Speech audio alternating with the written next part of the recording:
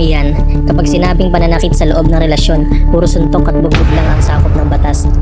Pero alam mo bang maaari ring makasuhan ng isang tao dahil sa matinding pananakot, paulit-ulit na pambababae na nagdudulot ng matinding pagdurusa o kahit sa pagkontrol ng pera ng kanyang asawa o partner?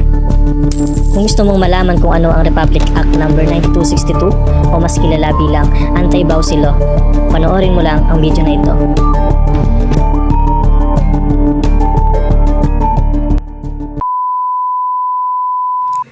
Ang Republic Act No. 9262 o Anti-Violence Against Women and Their Children Acts of 2004 ay isang batas na nagpoprotekta sa mga kababaihan at kanilang mga anak laban sa iba't ibang uri ng pang-aabuso na ginagawa ng asawa, dating asawa, live-in partner, dating live-in partner, boyfriend, dating partner o ng taong mayroon silang anak.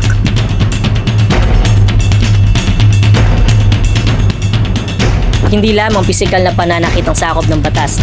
May apat na pangunahing uri ng violence against women and their children. Una, physical violence. Ito ay anumang pananakit na nagdudulot ng sugat o pinsala sa katawan ng babae o sa kanyang anak mismo.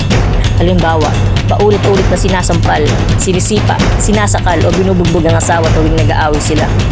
Ikalawa, sexual violence. Ito ay anumang sexual na gawain na ginawa ng labag sa kalooban ng babae o ng kanyang anak o sa pamamagitan ng puwersa, pananakot o pamimilit. Halimbawa na lang, pinipilit ng isang partner ang kanyang asawa na makipagtalik kahit malinaw naman na tumatanggi ito. Ikatlo, psychological violence. Isa ito sa mga pinakakaraniwang kaso sa ilalim ng RA 9262. Hindi man nananakit ng pisikal, maaari pa rin magkaroon ng pananagutang kriminal kung ang ginagawa ay nagdudulot ng matinding mental o emosyonal na pinsala. Halimbawa, palagi ang pananakot, ang bababae na nagdudulot ng matinding emotional suffering, pagpapahiya sa harap ng ibang tao, pagbabanta, o paulit-ulit na pangharas. At ikaapat, economic abuse. Ito ay kapag sinasadya ng partner na kontrolin ng pera o kabuhayan ng babae upang maging lubos siyang umaasa rito. Halimbawa na lang ulit, hindi binibigyan ng sapat na suporta ang asawa at anak kahit may kakayahang magbigay o kaya ipinagbabawal siyang magtrabaho upang mawala siya ng sariling kita.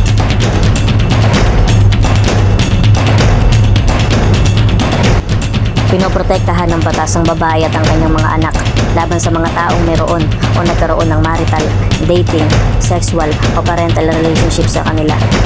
Maaari ring protektahan ng ibang batang nasa pangangalaga ng babae.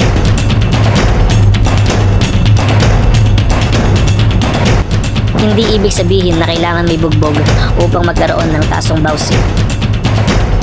Kung mapapatunayan na ang ginawa ay nagdulot ng pisikal, sexual, psychological, o ekonomikong pang-aabuso, maaari pa rin magkaroon ng pananagutang kriminal depende sa mga ebidensyang iharap sa korte. At ang parusa sa ilalim ng RA 9262 ay nakadepende sa uri at bigat ng paglabag.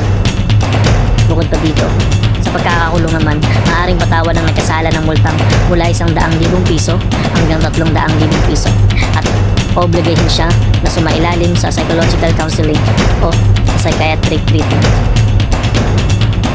Ang tunay na layunin ng RA 9262 ay hindi lamang parusahan ng nagkasala, kundi higit sa lahat ay protektahan ng mga kababaihan at mga batang nakaranas ng iba't ibang uri ng pang-aabuso. Kung may natutunan ka sa video na ito, i-share ito upang mas marami pang Pilipino ang magkaroon ng tamang kaalaman tungkol sa batas. At kung mayroon kang gustong ipaliwanag natin sa susunod na paksa, lalo pa tungkol sa criminal law o miski sa criminology, paki-comment mo na lang sa ibaba. Maraming salamat po sa panonood.